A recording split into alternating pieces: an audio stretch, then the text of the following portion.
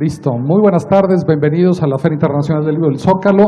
Este es un momento para mí de veras muy emocionante tener aquí a Nicolás Ferraro y a Dolores Reyes, dos de los mejores libros que yo no he leído este año, pero que toda la gente en la que confío, y los he visto en sus presentaciones. Nicolás ganó el premio Hammett este año en la Semana de Gijón a la mejor novela publicada en español de género negro. Entonces, de veras y es la primera edición en México, es un eventazo tenerlo aquí por primera vez con la Brigada para la Libertad. Nicolás, bienvenido. Y Dolores, que va a estar aquí el domingo a las 4 presentando su novela Cometierra, extraordinaria también, así que de veras recíbanos con un muy fuerte aplauso. Son dos voces, dos escritores extraordinarios. Nicolás, Dolores, el foro es suyo, bienvenidos. Vamos. Bueno, muchas gracias a todos por venir, estamos súper contentos, la verdad que es todo un acontecimiento cuando sale una novela, y esta es la cuarta novela de Nico, y para mí es un orgullo estar acá presentándola. No hice biografía de Nico porque suele ser muy incómodo que estén leyéndote tu biografía y vos sentado al lado, así que vamos directamente a Ámbar. La familia puede ser un lugar muy oscuro, incluso para una piba de 15 años que quiere vivir su adolescencia a pleno, teñirse el pelo de fucsia, tener amigas, escuchar su música, enamorarse y tener un novio por primera vez. Más allá de las maldiciones que le trae su parentesco. Para ser hija de Víctor Mondragón, pero ser hija de Víctor Mondragón significa otra cosa y trae como consecuencia una sucesión de identidades falsas, hoteles de paso, heridas de bala, carreteras y una escopeta como el gran vínculo cotidiano, la violencia. Familia y violencia son dos nodos principales que se cruzan y dan trama a toda la obra de Nico Ferraro. Dogo, Cruz, El cielo que nos queda y ahora Ámbar. Una violencia que no es justificada en el sentido de... Una violencia que no es nunca injustificada, ¿no? Siempre hay ahí unos hilos que pueden rastrearse atrás de esa violencia. Ámbar no va a escapar a ese destino. Arrastrada por su padre en la casa del hombre que intentó matarlo, luchará por no desgarrarse, tironeada por esa violencia que conlleva en sus lazos más íntimos de sangre y la posibilidad redentora de una vida diferente, lejos de esa identidad impuesta por la figura paterna, que es, para cualquier piba tan chica, un monolito que amenaza con ser inamovible. Ámbar es una novela de descubrimiento de la propia vida, lo que suele llamarse también una novela de iniciación, con una protagonista mujer muy joven, una adolescente cuyas vivencias hasta la fecha han sido las huidas constantes, las identidades mutantes y los hoteles, una vida consecuencia de ese arrastre que es la vida de su padre.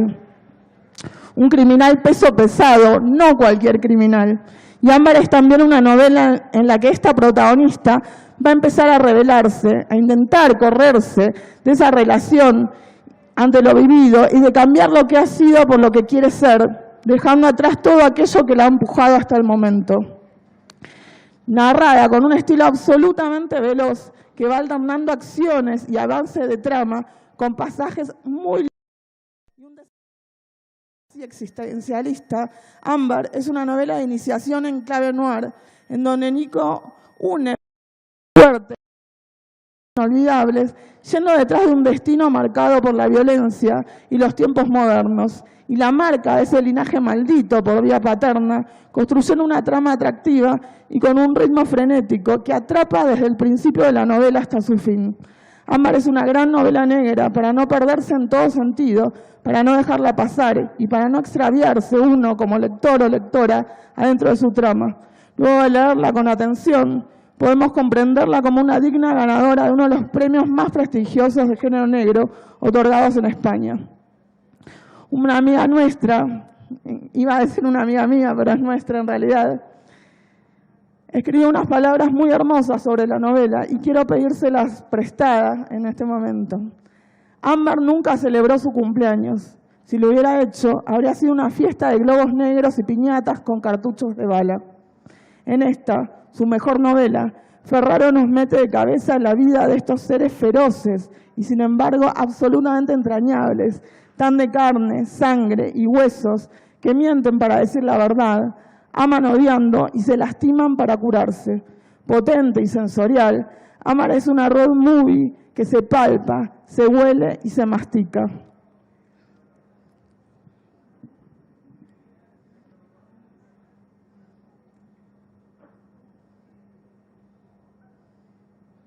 Cuando no hay justicia, la violencia se despliega. Y para Ámbar, su destino de hija de Víctor Mondragón, un criminal, es un trayecto de injusticia. Me gusta muchísimo ese personaje femenino, tan joven, que puede afrontar el miedo y accionar, aunque como a todo ser humano le importe morir. Pero bueno, nunca nos importa menos morirnos jugándonos el pellejo y jugándonos por lo que creemos realmente, como en la adolescencia. Y Ámbar cree en algo, cree fervorosamente en algo, cree que merece ser la artífice de su propia vida. Ferraro trabaja en esta novela con una maldición bíblica. Yo castigo los pecados de los padres en sus hijos. Y ahí está Ámbar, yendo a su destino como Edipo hacia su padre, en la encrucijada de un camino. ¿Cuál será la encrucijada que tenga que atravesar Ámbar? Bueno, no voy a spoilearlos, ¿no? Por supuesto no voy a adelantarles las encrucijadas que presenta esta novela. Lean Ámbar, que de eso se trata.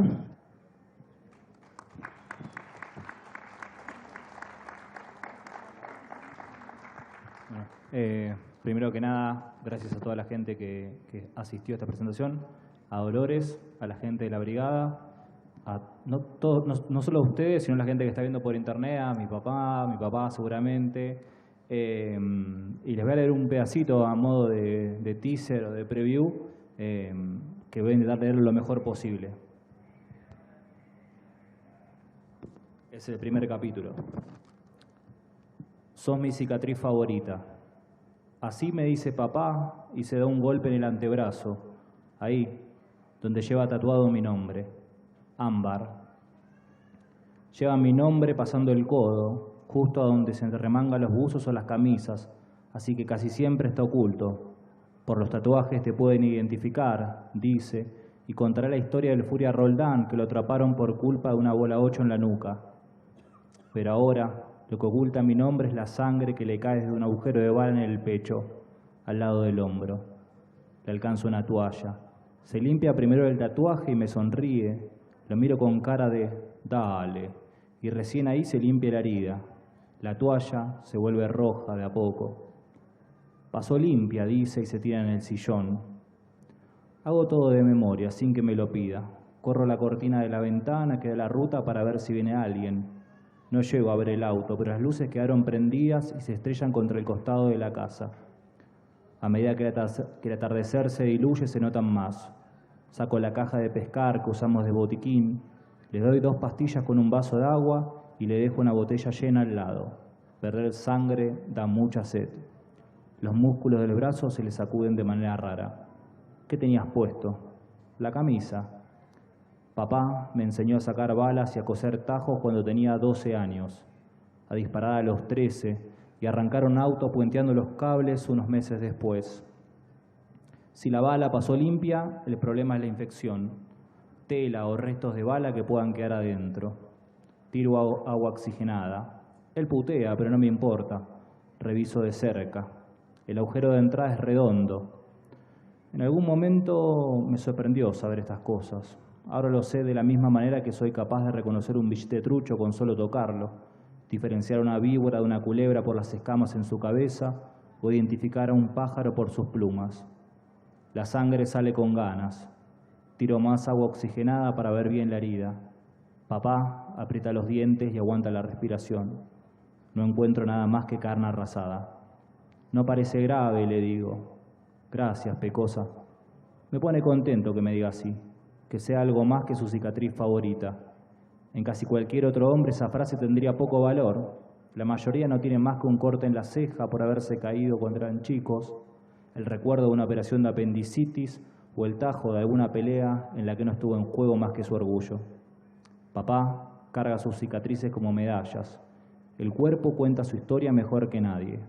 Víctor Mondragón es un hombre que puede leerse en braille mejor que escucharse, aunque no puede comprenderse en ningún idioma.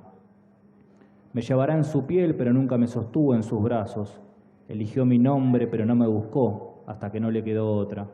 Se convirtió en mi padre como otros se convierten en sobrevivientes, algo que se llega a hacer solo después de un accidente.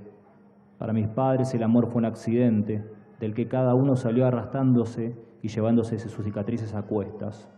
Entonces pienso que sí, que tiene sentido que me diga que soy su cicatriz favorita.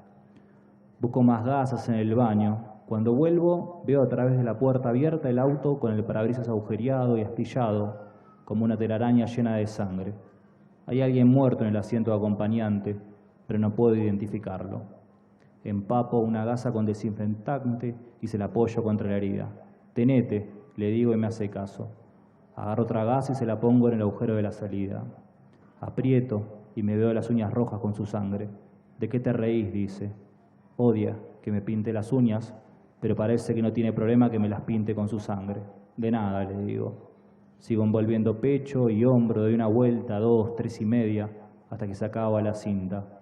Se tantea el vendaje y mueve el hombro. «Déjalo quieto, ¿querés?», le digo, y él se ríe. Y después la sonrisa se le descuelga hasta desaparecer. «Juntá tus cosas», dice. Antes de que llegue a responder, le agrega: «Sí, ya sé que te lo prometí». Encara hasta su cuarto, va metiendo las armas de todas las piezas en un bolso, porque nunca sabes dónde te van a encontrar, pecosa. Pasa del baño a mi habitación, me ve tranquila, parada en el medio del living y dice: «Activá», y repite que junte mis cosas y que no me olvide la escopeta, como otros papás le dirían a sus hijas que no se olviden la campera. Pero me quedo quieta ahí, sacándome su sangre de las uñas, porque ya está todo guardado en el bolso como siempre, porque papá puede prometer, pero aunque quizás él no lo sepa, sus promesas son verdades con fecha de vencimiento. «Abrigate, que refrescó», dice, y se para en el marco, su bota pisando la sangre que antes fue suya y ahora es de nadie. Me mira y ya sé qué va a decir. «Algún día me vas a entender». Y no lo entiendo. Todavía no lo entiendo y espero nunca hacerlo. Me paro al costado de la ventana. Papá apaga las luces del Volkswagen 1500, arrastra al muerto con el brazo sano, se le patina a medida que lo lleva hasta el baúl. No pienso ayudarlo. Esta vez, no. El atardecer le hace una sombra enorme que se estira sobre el pasto y trepa por las paredes de la casa. Cuando era chica me gustaba mirar mi sombra a esta hora. Le decía a papá que yo tenía 9 años, pero que mi sombra ya tenía 15 y que así de grande sería el cuerpo que iba a tener cuando creciera. A lo lejos, en el filo de la tierra, el sol es un fósforo que el viento termina de apagar y las sombras de todo, auto, casa, papá, yo, se vuelven una sola y se entierran en el pasto. Pienso que ahora, con 15 años, ya no tengo sombra, solo oscuridad.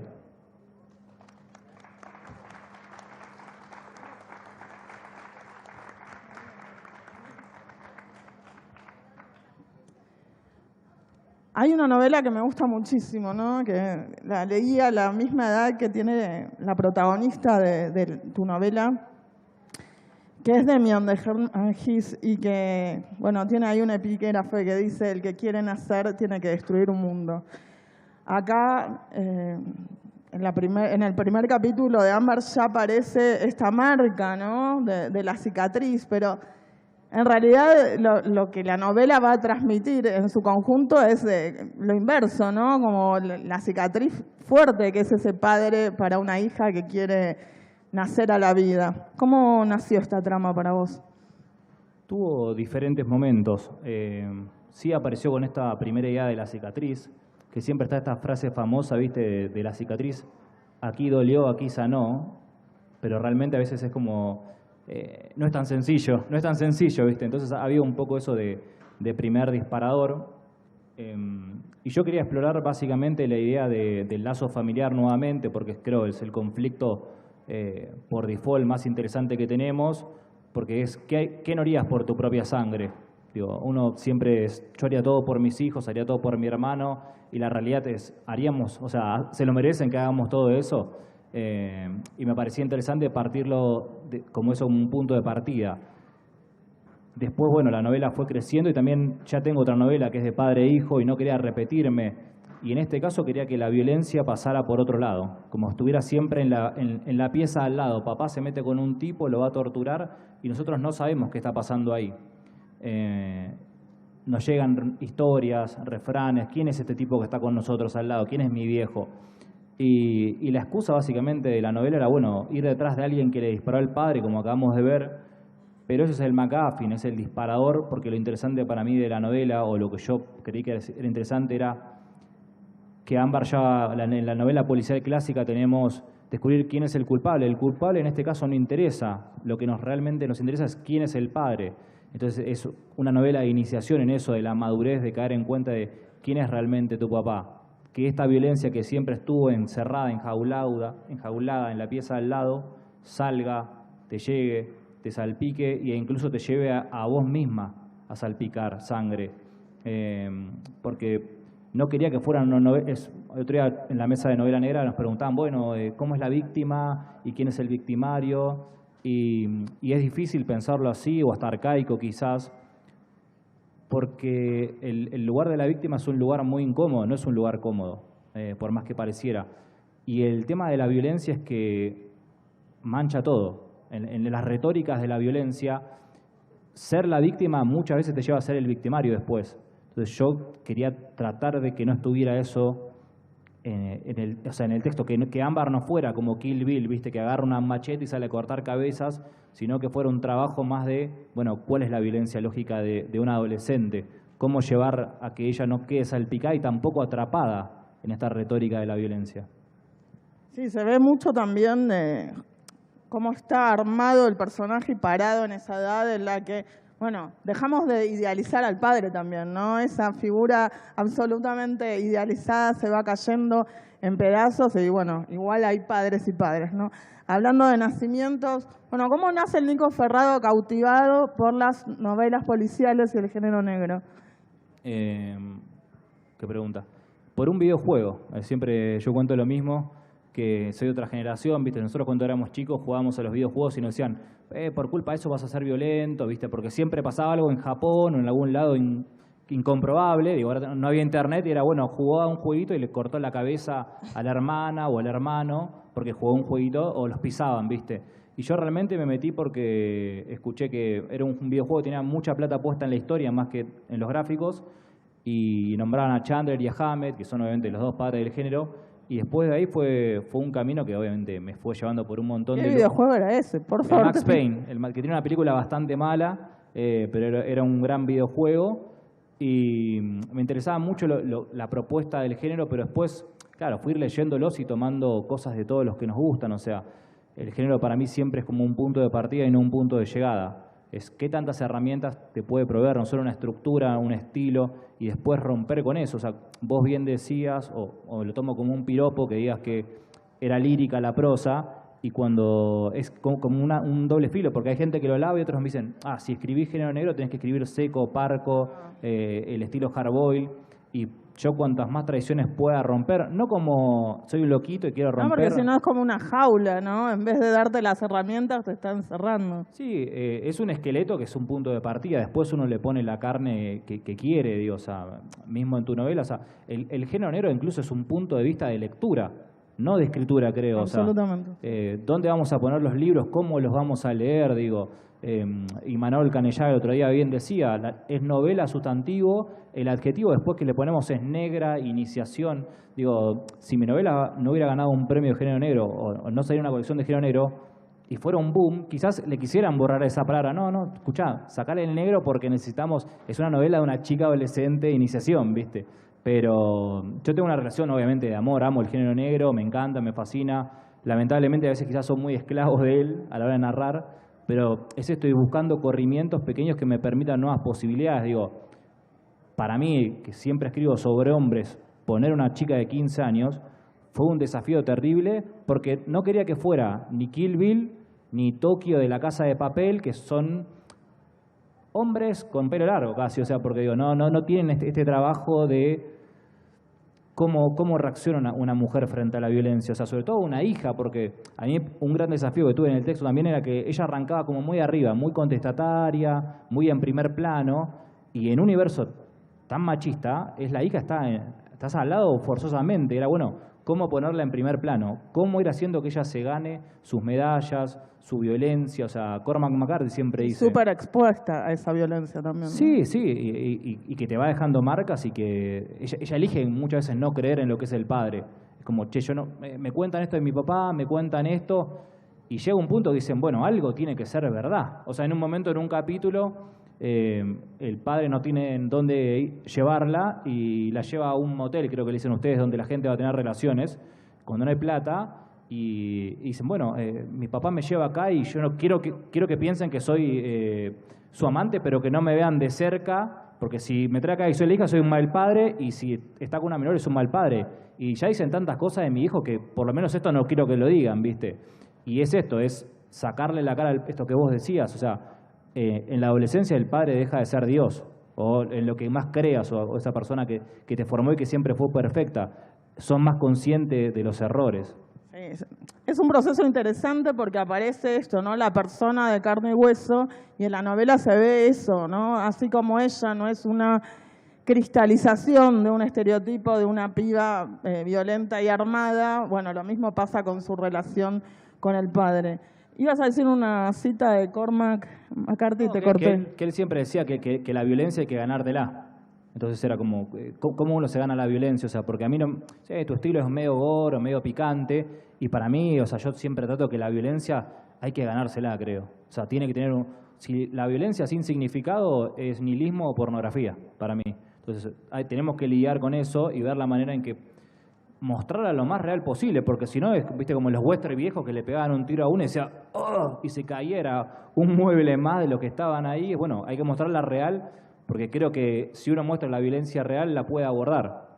Si le hacemos una tarantineada o algo pornográfico, es cool, o sea, y no es un problema real. Y en nuestras realidades latinoamericanas, la violencia es lo cotidiano, es la manera o sea, si uno nombra algo, lo puede entender y después lo puede modificar. Si no lo nombra, nunca lo va a poder afrontar. Bueno, tengo una última pregunta para hacerte, pero me interesaría también si hay alguien acá escuchándonos que tenga ganas de preguntarle algo a Nico, además de yo, ¿no? A ver si funciona. ¿Preguntas? Bueno, voy yo con una que es bastante clásica. ¿Qué viene después de haber alcanzado este logro? Pienso en el Hammett, ¿no? Siendo tan joven, ¿qué te gustaría conseguir ahora como escritor a futuro, no? Aprender a escribir. Me gustaría, o sea, a mí siempre hay algo que me pasa. Digo, ya tenés un camino atrás todavía. Sí, ¿no? sí. Intento siempre estar como aprendiendo. O sea, esto que te digo, cada novela para mí es un punto de partida nuevamente, porque siento que todo el tiempo estamos aprendiendo. Lo que funcionó en la novela anterior ya no funciona porque si no te estás repitiendo. Y yo, al jugar en una cancha tan limitada, como me dijo Quique Ferrari allá con lentes, tengo que hacer jueguitos en una baldosa, ¿viste? Como en el barrio. Uno de los jueguitos que se ve muy presente en Ámbar y que tiene que ver con esto un poco que veníamos hablando de no cristalizar o no estereotipar y pensar las cosas y correrlas y ver cómo se caen, bueno, esas idealizaciones.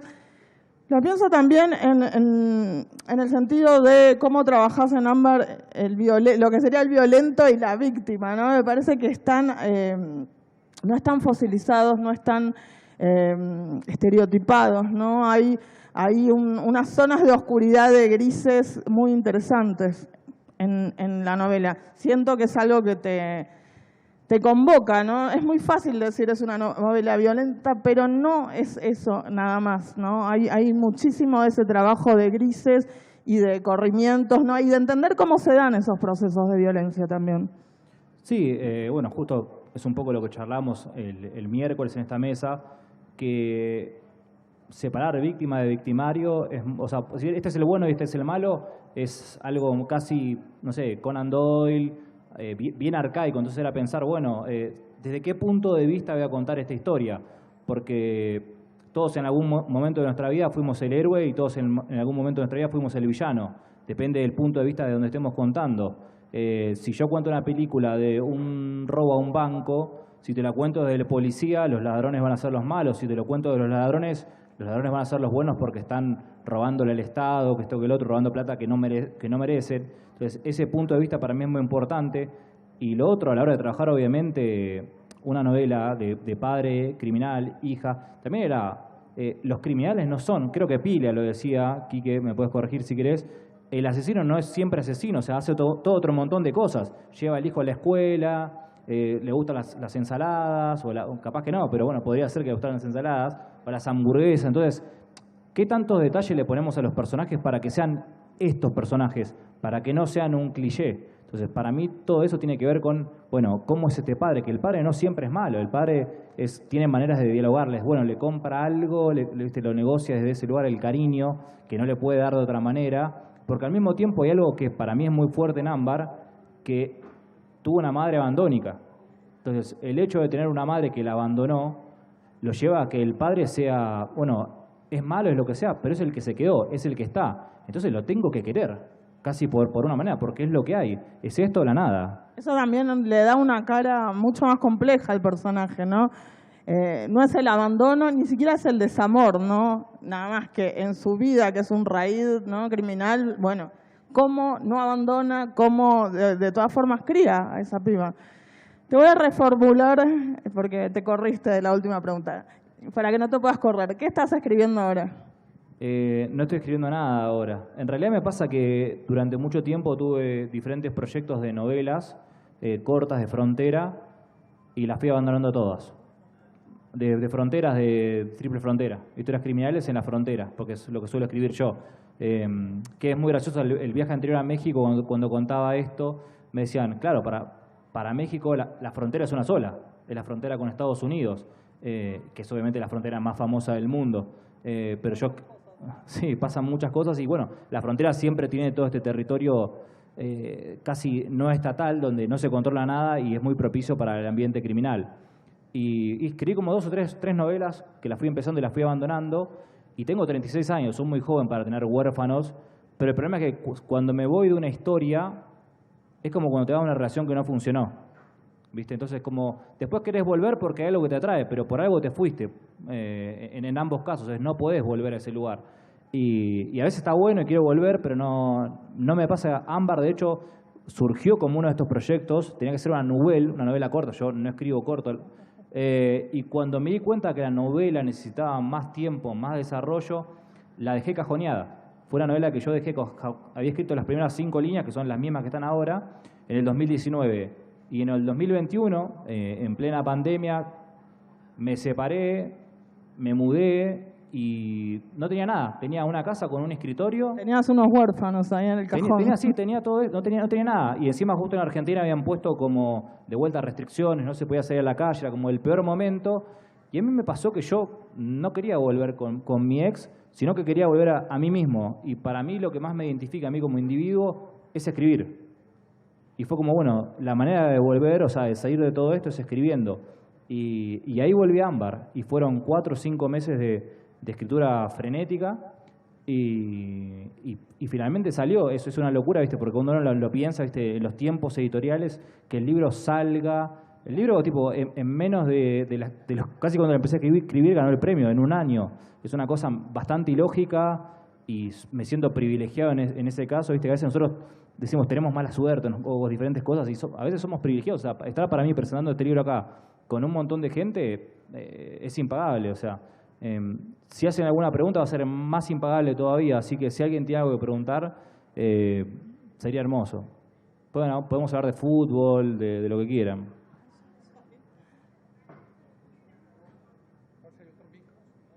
Habla fuerte. Gritá que ya empieza el mundial, gritá así como si fuese en la cancha.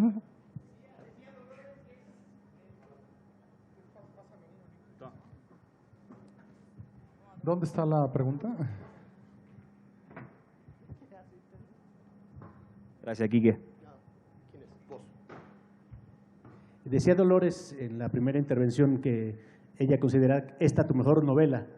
Y la pregunta mía es, si tú la consideras la mejor novela y entre los proyectos que están guardados y los que tienes pensados, aunque no estés escribiendo ahora, vendrá la mejor o esta es la mejor o fue mejor cuál de las 4?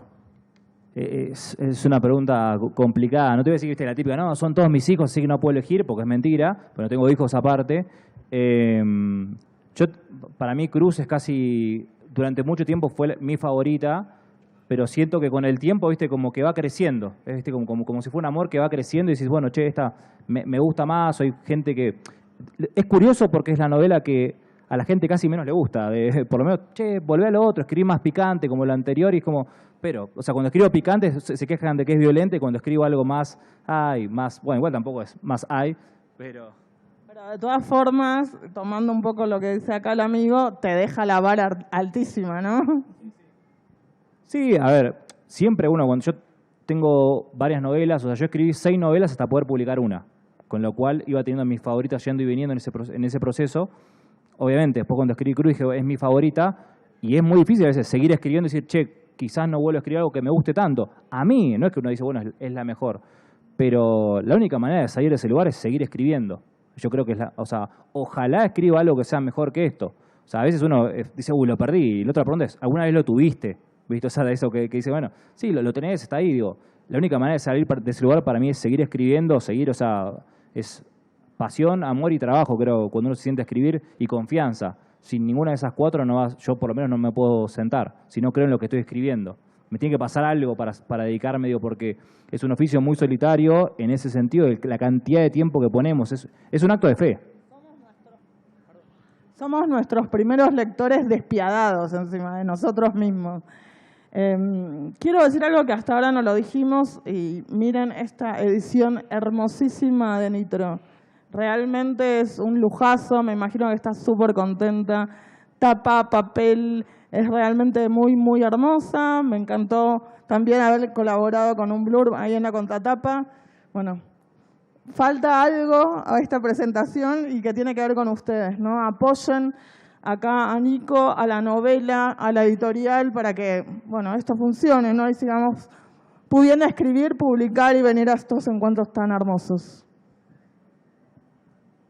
Sí, suscribo a todo.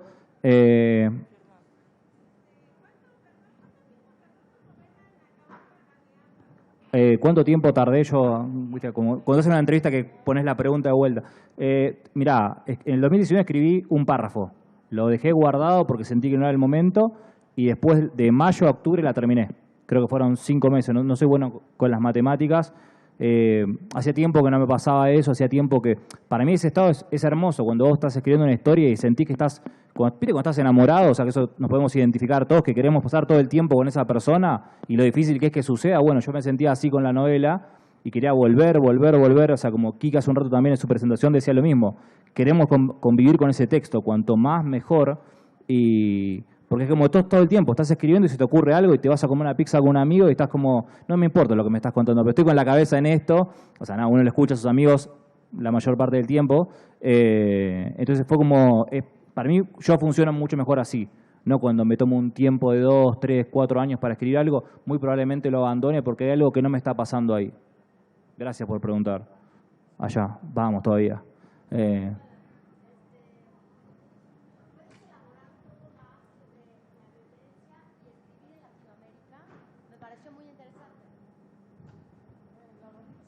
Sí,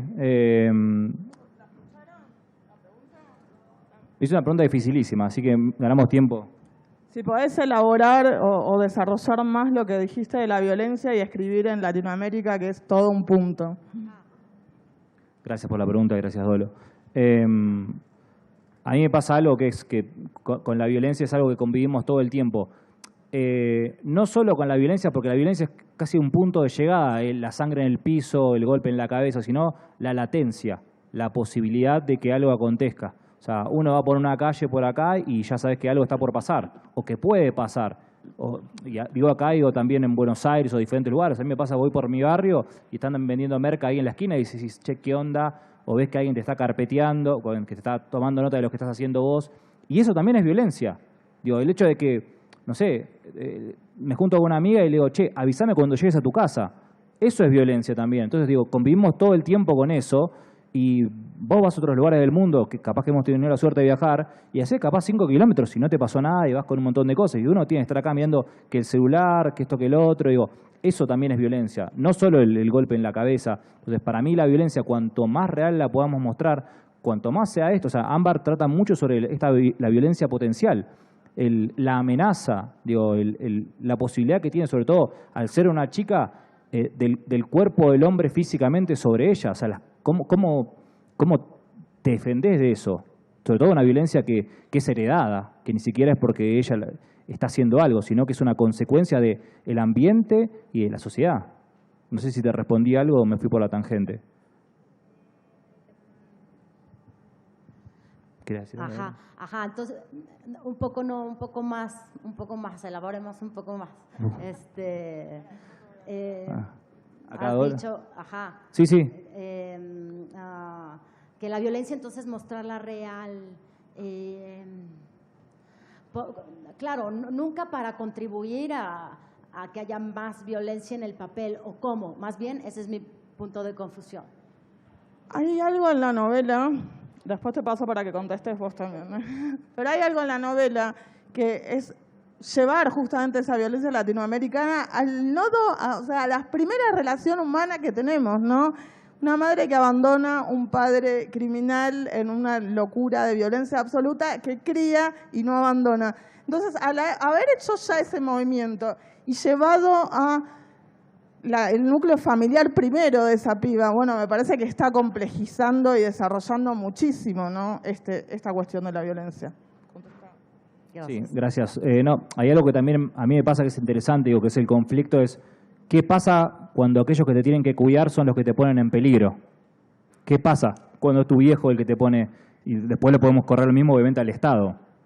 O sea, que es el otro que debe juzgar por tu bienestar y es muchas veces el que te pone en peligro o que te descuida. Entonces, hay algo de eso en la realidad latinoamericana y sobre todo la potencialidad de la violencia y el acceso a la violencia. O sea, si uno piensa las novelas que pasan en Suecia o en los nórdicos o en todo eso, la violencia es artística casi, te diría. No tiene mucho punto de contacto es más ficcional. Nosotros tenemos que dialogar de otra manera con esa violencia. Hay otra retórica. Es más excepcional y no absolutamente cotidiana, ¿no? Estas historias surgen y se desarrollan y son tan hiperrealistas en Latinoamérica, porque es exactamente eso lo que transitamos, ¿no? Son nuestras heridas abiertas, ¿no? Volviendo un poco a la herida de la que hablaba Nico al principio. Sí.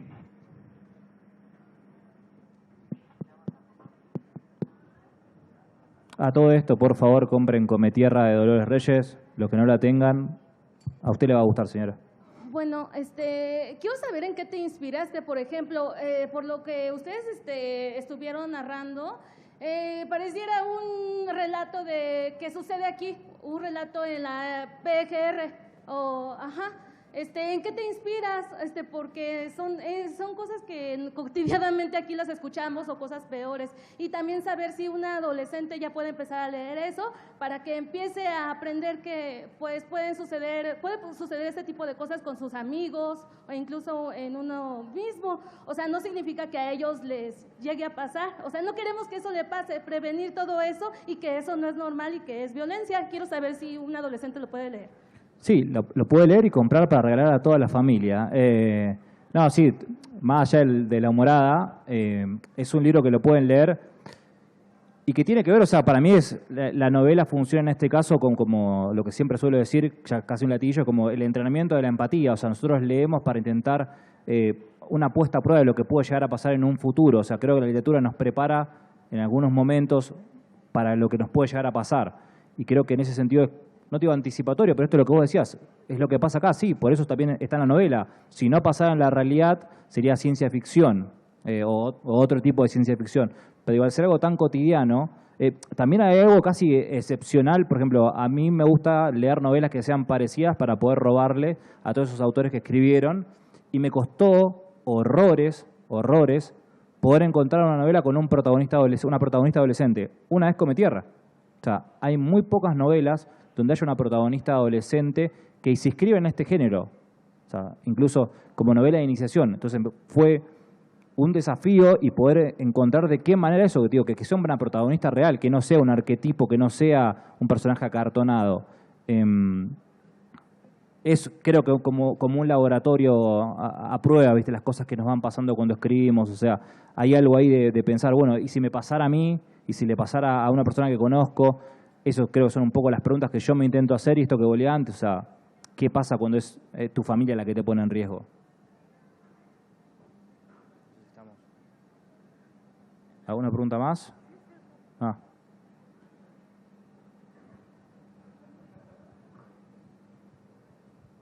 Perdón si escuché mal, pero dijiste que si alguien te avisaba, una amiga te avisaba que si llegaba bien a su casa, algo así, Sí.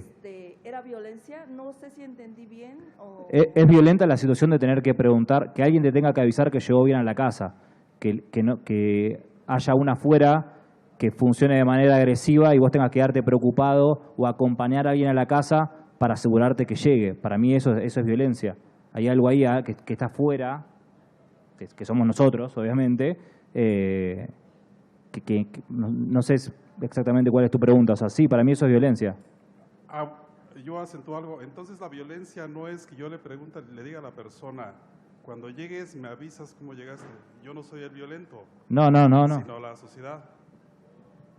No estamos pensando en persona, ¿no? Estamos pensando en una chica de 15 años, ¿no? Y tenemos muy en claro que se construyen redes, muchas veces de madres, hermanas, tías, amigas, que nos preguntamos entre sí, bueno, llegaste bien, ¿no? Y ahí hay algo muy implícito, ¿no? De la violencia que es el afuera para una piba de 15 años. Ok, muy bien. Gracias. No la pregunta en sí, sino lo que implica. Ok, gracias. Allá, el hombre de camisa.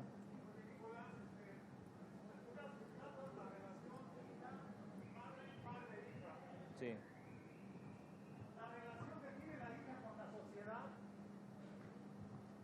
La desarrollas y también tiene un periodo de vida de la muchacha con el papá, o nada más es un año o es un periodo en el cual nada más va a terminar el padre.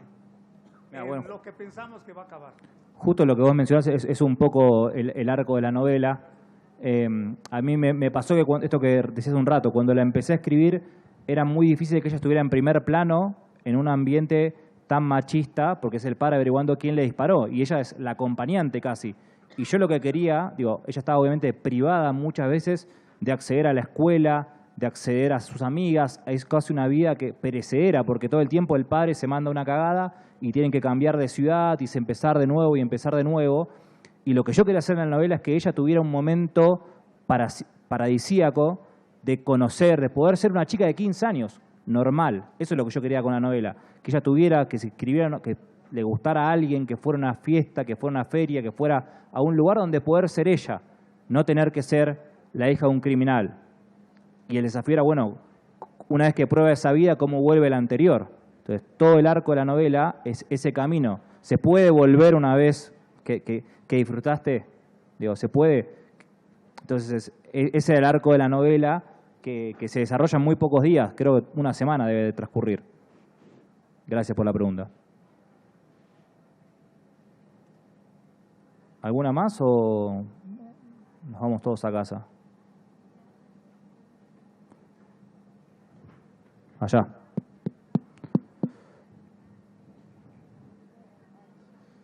¿Cómo te estamos haciendo caminar? ¿Querés agua? Gracias. Sí, buenas tardes. Pues nada más preguntarle, maestro, si tiene influencias literarias, cuáles fueron o cuáles son. Yo le robo a todo el mundo, hasta los almanaques le robo. Hay obviamente un camino en Argentina que me parece interesante con el uso de las voces coloquiales, más que nada de romper un poco con cierta estaticidad en el lenguaje que tiene que ver con la obra de Leonardo Giola, con la obra de Quique Ferrari, con la obra también de Dolores, que vamos buscando como nuevas voces que tienen que ver muchas veces con la marginalidad, pero es un acto casi político de poner esa marginalidad en primer plano.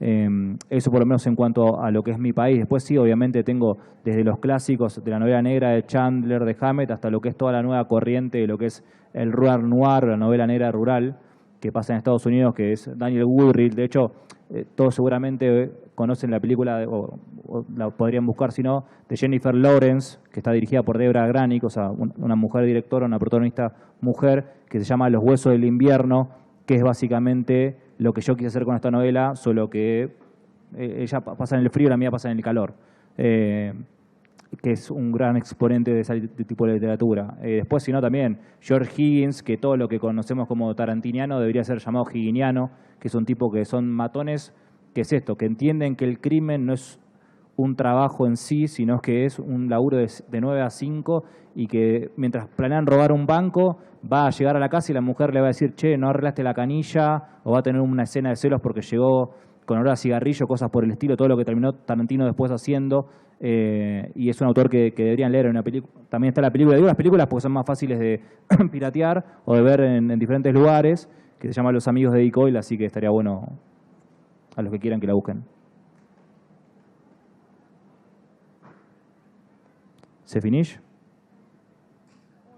Ahí. Aprovechando que está Cruz en la mesa, porque no solo está Ámbar, Sí. me gustaría que dijeras algo sobre Cruz, Nicolás, para que le digas al público que no conoce esa novela que se va a encontrar con Cruz. Claro que presentamos Ámbar, pero ahí está también en la mesa. Entonces, Bueno, Cruz también es una novela de padres e hijos. O sea, se pueden llevar el 2x1, no es para adolescentes, esto le aviso. Ámbar sí, así que puede llevar esa. Básicamente es una historia de padres e hijos que vuelve a explorar todo esto de cómo los padres nos ponen en lugares que son un quilombo muchas veces, y tiene más que ver con un personaje, también es una novela de iniciación, pero iniciación tardía, porque es un tipo casi de 30 años que se pasó toda la vida alejado, porque el padre es un criminal muy famoso de la Triple Frontera, que cae preso, y que cuando cae preso, el hermano mayor es el que se hace cargo de esa herencia criminal. Y 15 años después, cuando el hermano pierde nuevamente, le toca al protagonista hacerse cargo de ese legado familiar. Entonces, ¿qué pasa? Un hombre que siempre fue definido por la negativa, no quiero ser mi padre, finalmente ahora debe decir, y eso lo lleva a ser nadie, o sea, porque no quiero ser mi viejo y termino siendo un nadie. Y a lo largo del camino aprende un oficio de la violencia que lo lleva obviamente a descubrirse a sí mismo, suena casi muy, no sé cómo decirlo, no antropológico, sino como charla barata, pero digo, hay algo ahí del descubrimiento del oficio de la violencia y al mismo tiempo tiene que ver con, las novelas de iniciación tienen que ver con aprender algo. Y muchas veces en el género negro lo que se piensa que está aprendiendo, en realidad se está aprendiendo otra cosa. Él piensa que está haciendo algo en el mundo narco, pero en realidad lo que él está finalmente aprendiendo es cómo ser un tipo de familia, cómo hacerse cargo de los pecados originales de la familia. Es una novela también ambientada en la frontera, en la Triple Frontera, que fue finalista también del premio del Dashiell Hammett. Y bueno, pueden leerla, no sé si hay otra pregunta. Son las dos, ella juega más en la línea del narco, como las novelas capaz de Don Winslow o cosas por el estilo. Y fue recientemente publicada en los Estados Unidos, así que nada, estoy muy contento con ambos libros. No sé qué más decir. Aplausos y nos vamos.